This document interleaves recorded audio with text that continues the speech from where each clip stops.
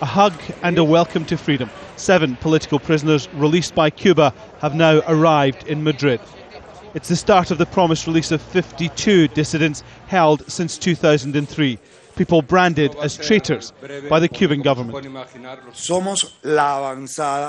We are the first people from a group of political prisoners that has just landed on Spanish soil after more than 7 years of being held in jail unfairly.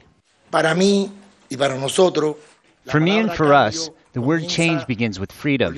Not only freedom for us, but freedom for every citizen of Cuba, whatever their viewpoints and whoever they are. Cuba deserves democracy, and every element forms a part of that democracy. The releases are the result of a deal reached between the Cuban authorities and the Roman Catholic Church in Spain.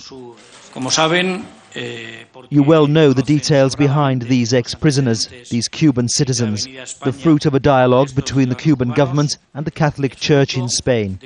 And what's needed is to carry this dialogue on so that it can be as fruitful as possible.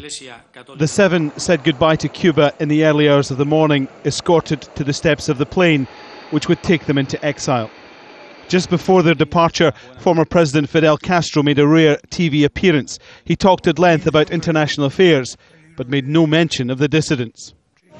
In Madrid, supporters gathered at the airport to welcome them to the place they would now live, but not the place any of them would call home.